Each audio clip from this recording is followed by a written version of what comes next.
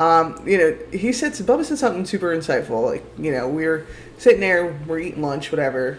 We're at a football game. Here, I'll paint the picture. Right. Go We ahead. were in the 50 Club at MetLife, and the 50 Club. How would you describe it? Just like, well, it's there's free lobster rolls. yeah. So like, you obviously need to know someone or have a fat pocket to get in. So anyway, Yeah. I'm not describing how we're getting in, but None of your business. let's just say that we ended up here. Yeah.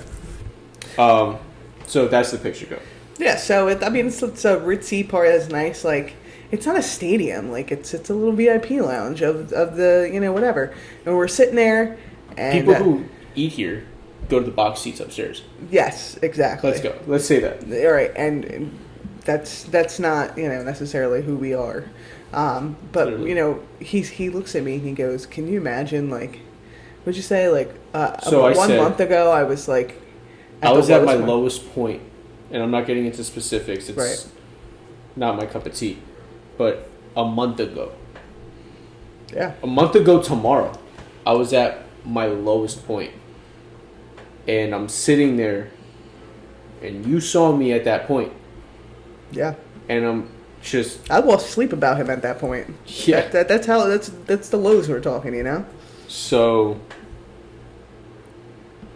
I was at my lowest point 4 weeks ago, and I felt like I was drowning. And the walls were closing in. And I'm sitting there today, and I'm like, never in a fucking... And I'm not even exaggerating. I am more than grateful for my job. I'm more than grateful for the opportunity that I've had. Opportunities, plural. Yeah. That I've had over the past 3 weeks.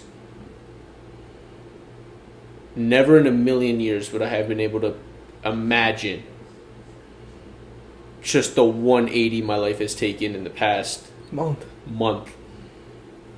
I went from my lowest point to spending a Sunday with 3 of the best people I've ever met, eating fucking lobster rolls at MetLife Stadium. Free cookies are the best cookies. And going to a game for free.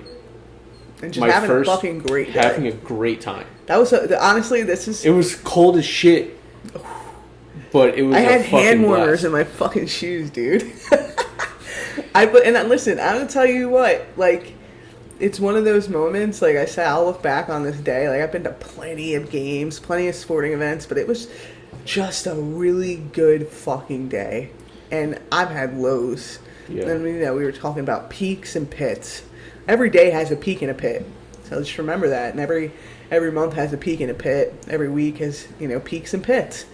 And you never can think about the possibility of what the next peak is going to look like when you're in the pit. And I mean, I don't say much on this podcast. I stay pretty quiet. I let you 3 do your thing. Yeah. So whenever I say something, I at least hope it carries some kind of weight when it's something insightful. Yeah. So we're going to end it here, but I want to end it on this. And if I can have the last word, that's fine. Totally. Take it away.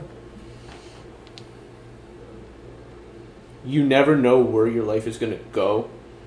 And when you feel like you're drowning, or you feel like it's going to stay that way forever. And I'm speaking from experience.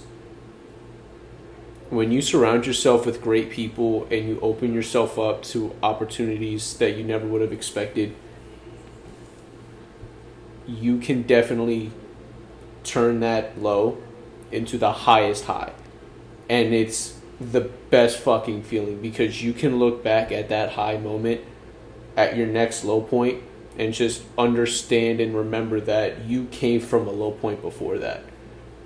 Whether it's taking pictures and saving them or writing down or whatever, however you want to reflect. I choose to do both.